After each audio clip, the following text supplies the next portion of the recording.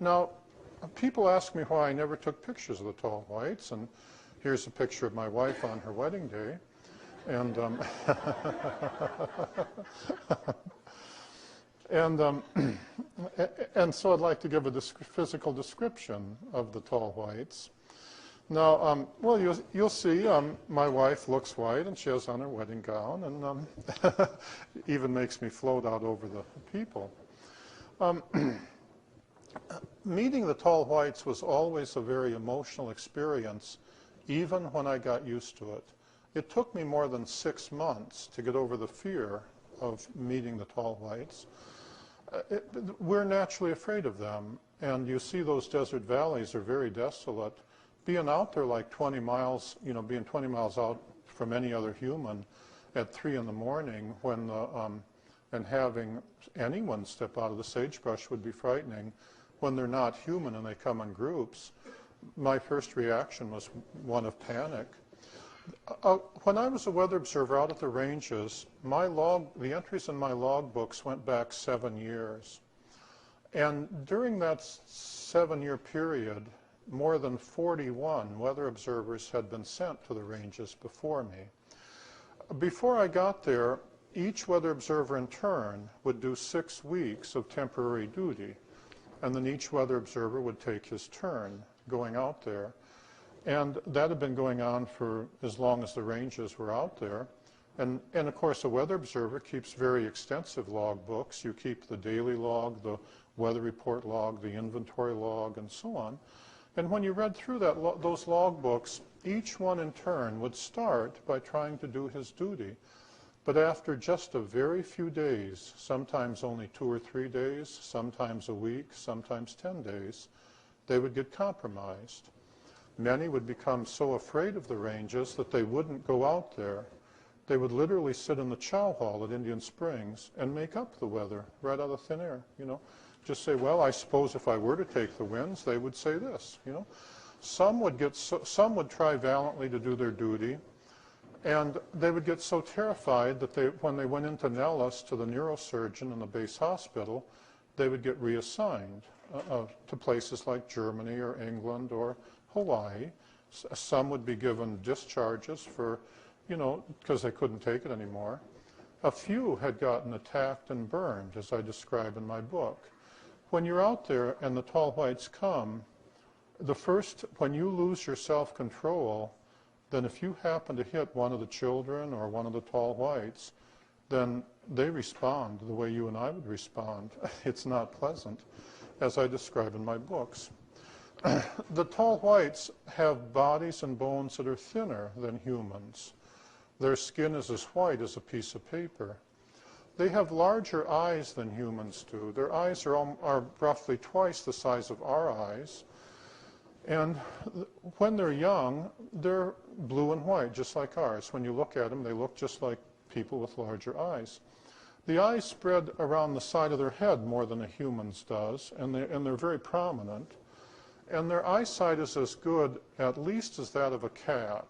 And their hearing is as good, at least, as that of a dog. They're capable of making sounds with their vocal cords that humans can't hear, just the way that I'm told rhinoceroses can do. But they can hear them, and they're well aware of this. When I was out there among them, it wouldn't be uncommon to apparently hear animal sounds out in the sagebrush. Sounds like meadowlarks or dogs barking or horses whinnying. Really, it was the aliens. When they would walk in on me, if they felt like just talking between themselves, they were perfectly capable of talking between themselves using sounds too high for me to hear, and they were well aware of that. So they could stand in a line, say, many times, well, just out of hand reach, if I were brave enough to wait for them to come in that close, and it took months for me to get that brave. And it would appear that they weren't talking at all. But in fact, when you watched them, you could see that they were communicating between each other. Okay? Now, they have much less hair than humans do. They don't have any hair on their arms. The hair in their head is only about half the thickness of our hair, and their hair is naturally so thin that it's transparent, so thin and blonde that it's transparent. Sometimes if you see them out in the sunlight at a distance and they're wearing their hair short, because it grows just like ours does, it'll look as though they don't have any hair. When they do come in close and you see that they do have hair, they'll look naturally platinum blonde. They, throughout most of their life, they're the same height I am, 5'11". They live 10 times longer than humans, and so a normal adult, a normal alien adult, equivalent to a human 21, 22 years old, would be 200, 250 years old. They live about 700 years, give or take, depending on each individual, and they don't age the way humans age. When they get to be equivalent to a human, 39, 40, in there somewhere, they begin growing again. And then they continue growing periodically. They have several other growth phases, and they get taller. So that throughout most of their life, although they're my height, once they start growing again, they can become very tall before they die.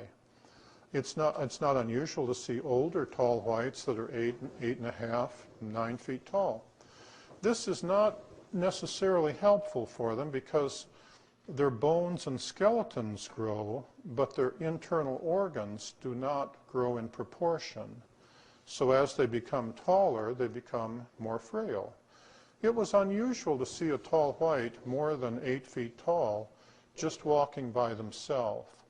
By the time they got 8 or 8.5 feet tall, it was the most common thing was to see a younger tall white come and walk beside them to study them because they were becoming more frail and more shaky. By the time they got to be 9 feet tall, it wasn't at all unusual for them to not be, to just be, if they were standing somewhere being posted as a guard, for them to stay there until a younger person came to help them walk away.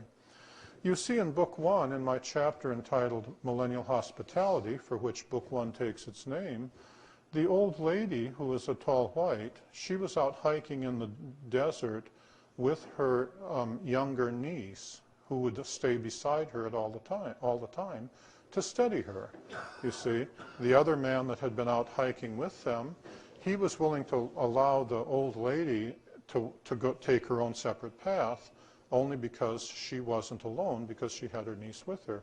She was very shaky and frail and a little ditzy too, even for a tall white. And it's kind of like their version of Edith Bunker, as I describe in my book. You know, the ones that are our height, the young adults, can easily dress up to pass as humans.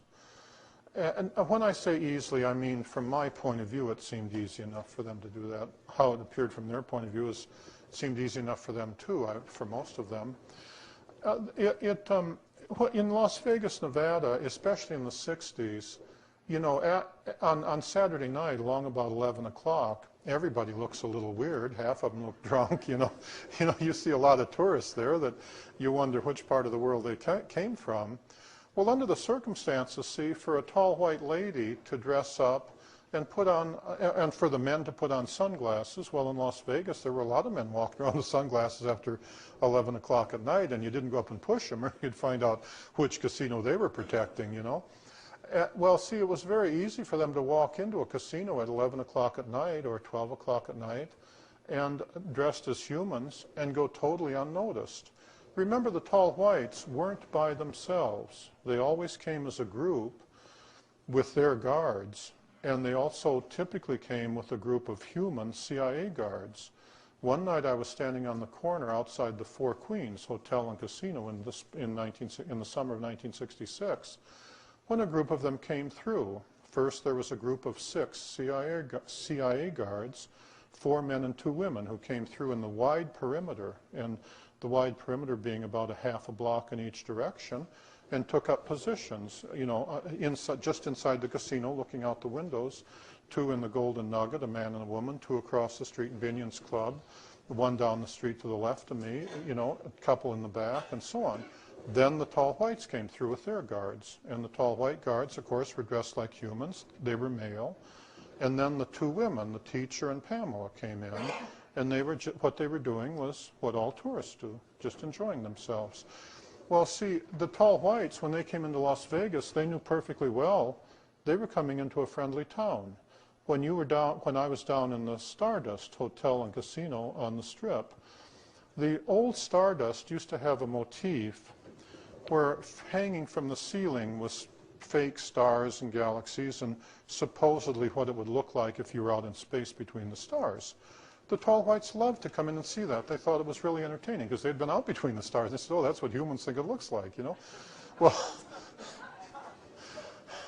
Well, the CIA had kind of established that casino in that area as a friendly part of town. So they had, you know, a pit boss and a team of dealers and a couple of lady CIA guards who would function as Keno girls. And at any time at all, the CIA team could come in and replace the regular pit boss and guards and just be dealing at the table, and or handling the crap table, or watching the showboat across the street, or casino, and so on, and just making sure that nothing unexpected happened. And then when the Tall Whites came in, for example, one day when they came in at 4 a.m. on Sunday morning, they were just friends, you know, they were just friendly guys around, so that, you know, if you were to ever try to go up to one of the Tall Whites, you would discover that the CIA guards would muscle you out, you know, unless they knew, you know, and you could go up there, and of course they knew me in those days, and so, you know, the stories they would tell would be kind of interesting, and although, you know, the CIA guards were never very talkative, you know, they'd always want you to just pretend they were ordinary, you know, and that was kind of hard. The one way I used to pick them out was that because the Tall Whites are thinner than we are, the one thing they can't disguise is the way they walk. They walk differently than humans. They come from a planet that is much larger than the Earth, has a stronger gravitational field, and when they walk, they naturally, once you get the idea of just standing and looking at a crowd in Las Vegas, as I did, at night, and just watching the crowd silhouetted against some distant lights, you can pick them right out if they're there, because they shuffle when they walk, you know. The gait is just simply different than that of a human, because they don't full stride the way we do and stuff. And I can answer that more in the question and answer session, since I want to make sure I don't go over. Meeting the Tall Whites was always a very emotional experience, even when I knew they were friendly and that they hadn't come to hurt me, because they're not human. Some of the emotions that I used to feel when they came, the first one is that we as humans are naturally afraid of them. Every man I ever met who had seen them always related to the fact, began by saying, I was afraid. My friend in POL, who saw them out at range 4, described, and they had shut down his truck, described how he was so terrified he was going to try to walk back into town from range 4 on a hot summer day, knowing it is impossible, that you'd die in the desert heat, and that he'd gone down into the desert for a mile or so and hidden under the sagebrush until they left. And he used to tell me, the first time he told me that, he was shaking in fear. As you see in my books, when I first encountered them, I was terrified.